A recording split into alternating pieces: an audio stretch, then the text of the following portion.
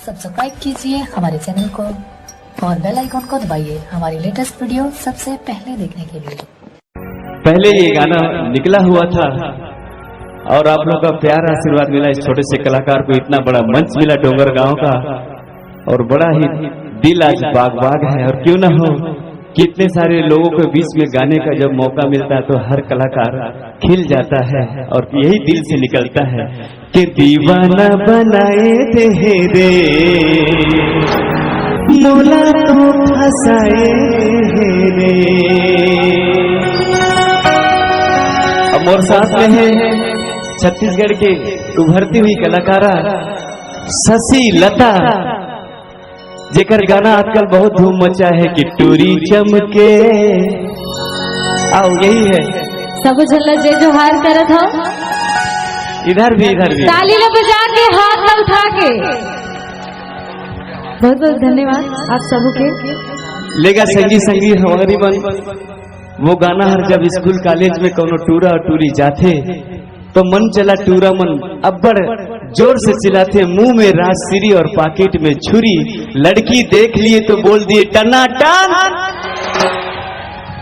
के मोला तो फसाए ले रे के डोंगर गांव के टूरी ओकर आखी भूरी भूरी कि मोला तो फसाए ले डाली। क्या बात है।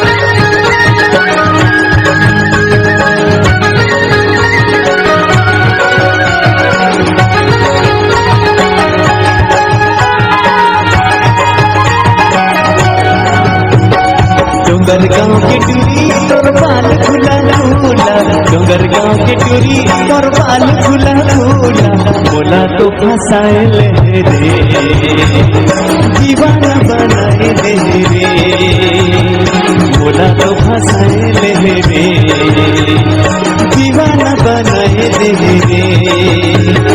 टना टनी टूरी तोर बाल खुला खुला, टना टनी टूरी तोर बाल खुला खुला।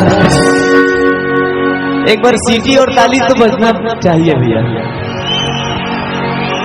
मैं पागल दीवाना हो गया भैया।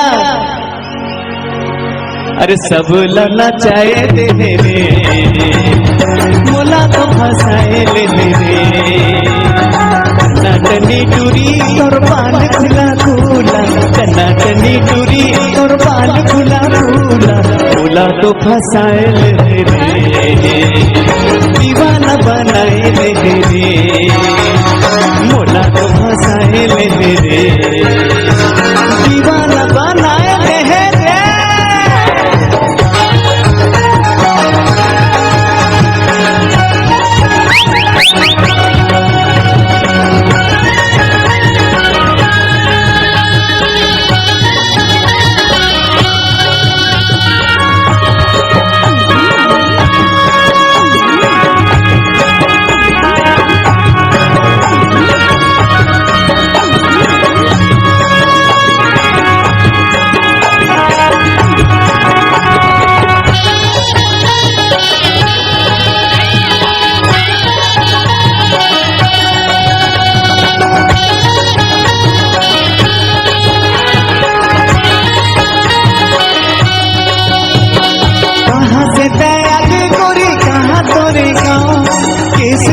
लगे जैसे सरे तेरे छाओ,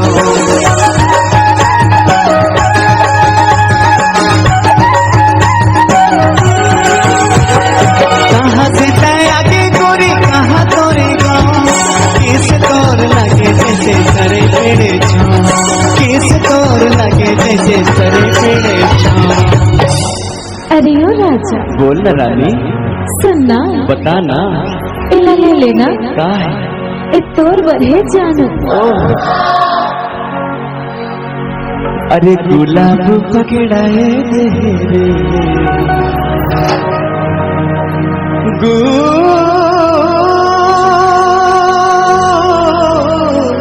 हो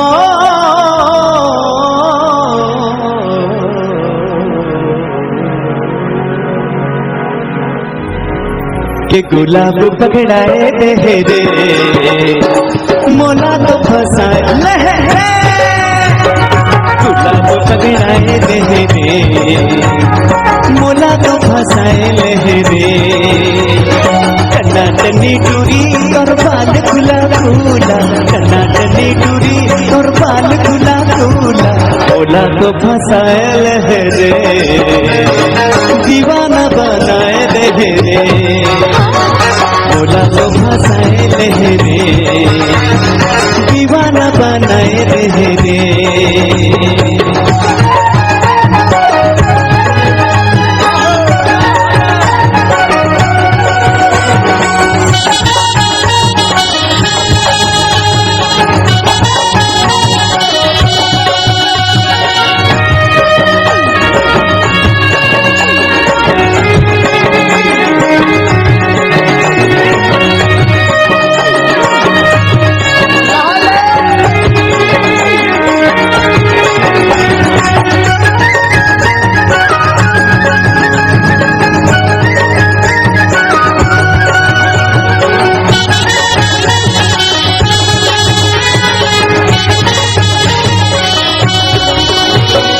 उम्र 16 साल तोर हो गए मैं जवान तोरे आगो पीछू चुराए परेशान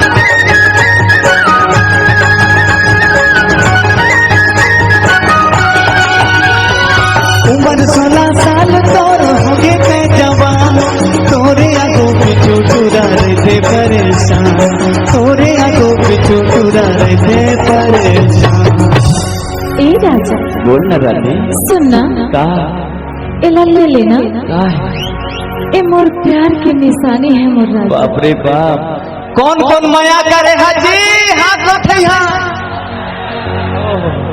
बाप रे बाप पहली के जमाना रेस भैया एक ठन टूरी के पाछू पड़े में 3 साल लगत रही। आजकल मोबाइल के जमाना है फट ले नंबर पा और आधा राती रजाई के अंदर घुस के कैसे पूनम कलाबे के नहीं आबे यार।